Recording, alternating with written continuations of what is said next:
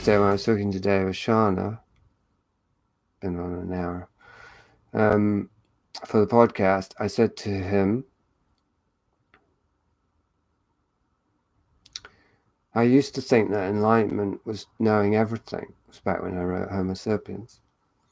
But now I think that enlightenment is not needing to know anything. And the reason,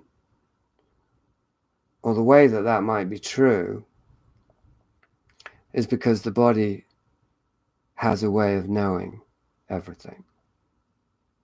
So it's not either or, really. Enlightenment, in a certain sense, is knowing everything because it's knowing everything we need to know, but only because, or as we no longer need to know anything with our minds. And as we let go of the need to know stuff with our minds, then our awareness becomes less trapped in the mind, identified with and dependent on the mind, can settle more and more into the cells of the body where knowledge is. And so as awareness, we begin to access what we need to know, what to eat, where to walk, when to turn left, right, when to wash the hands, when to shit, how to love, how to talk without anxiety, how to run a thrift store and sort people's dirty underwear without vomiting, when to vomit, how to live the life force. And of course, if we know how to live, well, we don't need to know anything else, do we? And who doesn't know how to live? Well, everybody, but also nobody. Everybody knows how to live. It's alive. So if it didn't know how to live, it would be dead. Everybody knows how to live. But we've wanted to be a somebody, and so we've lost touch with being a body. How ironic, isn't it? To be a somebody requires uncoupling awareness from the body, putting it into a matrix avatar mind self that can be the one.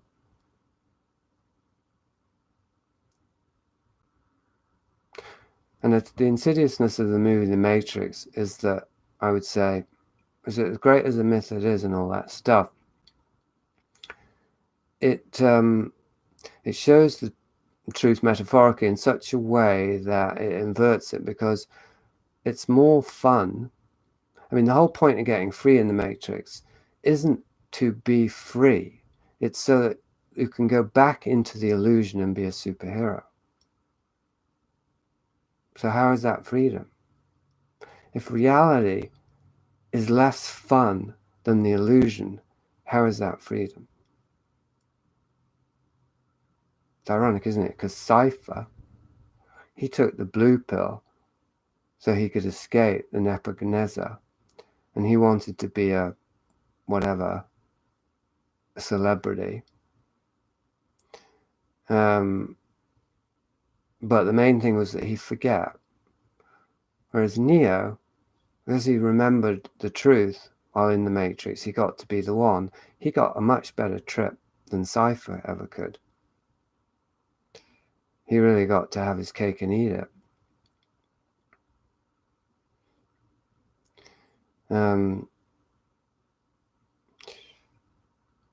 But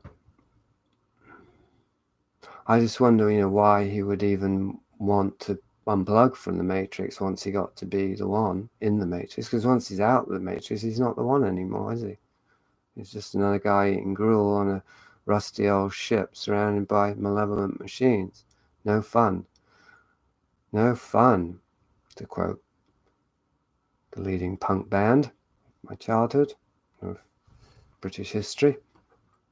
I feel like playing the song now. If it was a radio, I would. But that does conveniently bring me back to the last bullet point, why no one wants to wake up. Why do we not want to wake up? Why are we not awake? Because we don't want to wake up. And because our idea about waking up, and the reason we think we want to, is because we have an idea about it that is mind-based. But that's also why we don't wake up. We think that we're going to wake up in our mind. We're going to free our minds. We don't think of it in terms of getting free from the mind and into the body, going all the way into the body. That's what waking up is. The body wakes up. And when the body wakes up, there's going to be an awful lot of distress.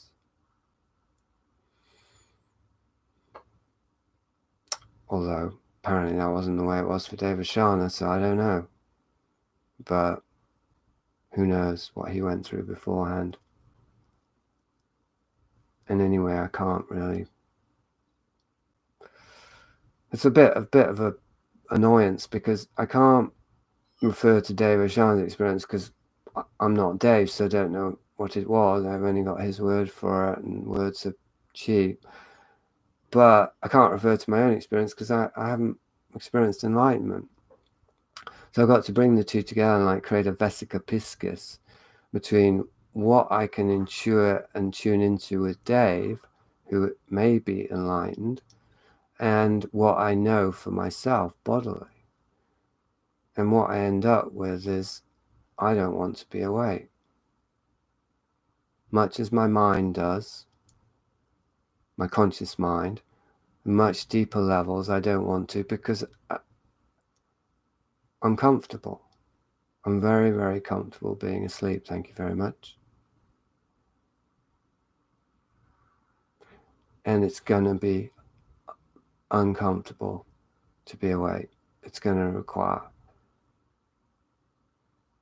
well, leaving the dream behind, feeling what state my body's in, never feels good in the morning, finding the impetus and the energy to want to get up, and then getting up, showering, shitting, washing teeth, making a smoothie, on a cosmic scale, man. Now, those things are pretty easy for me, relatively, because I've done them every morning for the last however many years. They're a routine. But we're talking about something that, well, we don't even know what we're talking about, do we? That's the thing. All we know is that based on the metaphor and the model of being asleep, it's really nice being asleep. It really is nice. It's the comfiest, coziest time of our lives. And waking up,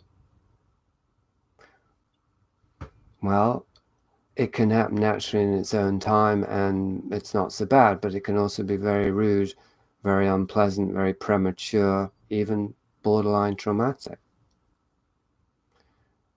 And if we're looking for awakening, we're asking for the second kind, because if we were just interested in the first kind, as in a natural, in its own time awakening, well, we wouldn't be looking for it. We'd just carry on sleeping and say, it's fine being asleep. We'd just enjoy it. But I can't enjoy being asleep, because it's an endless identity crisis. Because I know I'm asleep. So it's like I'm caught in an unpleasant dream, kind of dimly aware of my body, but I can't get back to it. That's what it's like. That's kind of nightmarish. So I'm trying to wake myself up, but something else is stronger that's keeping me asleep. That's why I feel I need an intervention. I've had experiences like this where I was in such a nightmare realm of body affect memory that in the dream I was screaming, hoping that I'd wake my wife up.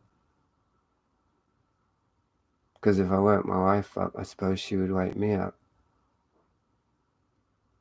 Maybe that's what we're all doing in our different ways, screaming in the dream in the hope that we'll wake each other up, so that one of us wakes up, can start waking the rest of us up. And maybe that's what Dave is doing, not the screaming. Maybe he's wandering around, still in a bit of a daze, hearing all these people screaming, trying to wake him up, and getting mistaken for a guru or whatever the fuck else. And also for an unwelcome intrusion. I mean, not mistaken there, getting seen as, oh, don't bother me. Oh, leave me alone. Nobody likes being woken up. I mean, have you ever tried it? You ever try waking somebody up? Even if they ask you, you don't want to do it. You know that they're not going to appreciate it. So even in a nightmare, there are reasons to stay asleep.